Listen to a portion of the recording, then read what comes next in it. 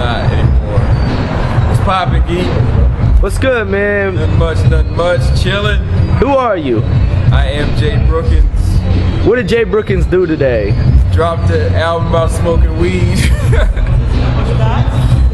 How'd that turn out? Cool. You know, I busted it out like maybe 2 weeks. So it was chaos. Haven't slept in like 3 days.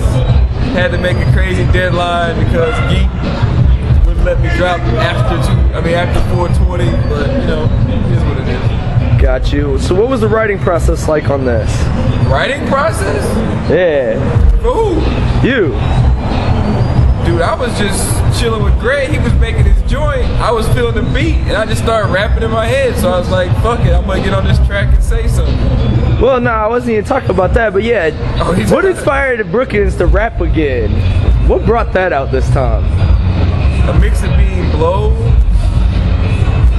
and being around a beat that I thought was funky. So alright, so that's all it takes. It really don't take much. And I saw what he was coming with. He rapped his first 16 for me. I was like, yeah, man, this is. I feel your bounce to this.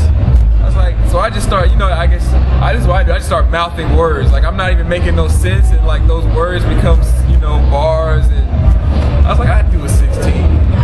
Word. So no, I was really trying to get at what was the writing process like for creating the beats and like actual concept of coming up with this album.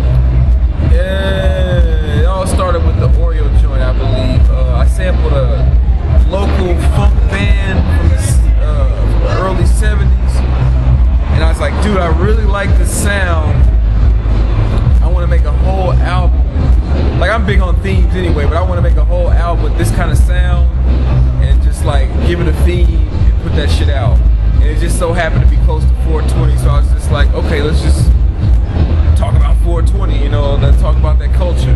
Right. Let's go in on that or whatnot, and that's just kind of went from there, like. Word. So how do you think the album how do you feel like the album has been perceived so far? Cool. I got critiques about some of the mastering stuff because I did all that shit myself, but I'm not a mixing and mastering major or anything like that. But as far as the music, man, I think people can feel the music. If you don't smoke, like the music is gonna be cool enough for you to be like, yeah, no, I got it. That's all good. The music is gonna be where you like, hey, I'm feeling this. I can rock with this. This is some shit that I'm familiar with. This is that good hip hop that I love, but pretend I hate. So this is like one of the first like good all city releases in a minute. You got a ton of rappers from around town on this bitch. Put out 8 joints and people's like, this shit is crazy. They're like, oh, I wanted to do at least 15, but man, I'm a 2-week type of dude. If I can't do this shit in like 2 weeks, I don't really feel like doing it. So I like to put myself in a corner and say, all right, man, let's do this. All right. That's something that gets me motivated. So what was it like collabing with a bunch of different rappers like this on a project? Hell. I didn't see any of them in the studio except for Gray and the Night Riders. I begged these guys to do me, to do like tracks in like less than 4 days. I explained the topic, sent them the beat. It was like, these are all people I trusted too. Like I sent tracks to people I knew could make good songs.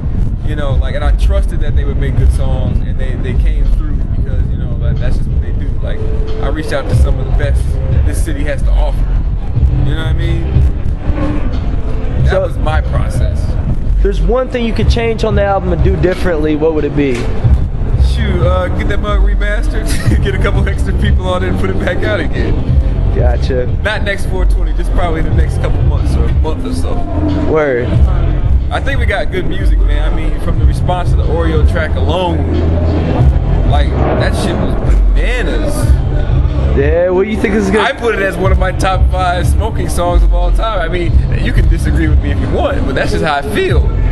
Gotcha. So where does this heavy gun movement going? Where do you think you're going to go in the next year? We're going straight to the motherfucking top. Nah, it's just, man, we've been doing this for a while, man, but I think the heavy gun thing is more like, we do shit and we're trying to make a statement. Like, it's not like we're not making music for just our circle of 5 people. Like, we want to get our music out to people because like we think, you know, they can enjoy our music. You know what I mean? Like, we're not just doing this just for ourselves. Like, I feel like I got a city on my back. You know what I mean? Like, not like I'm the only person carrying it, but like the artists here, the producers here, like we're starting to like see a birth of a real scene.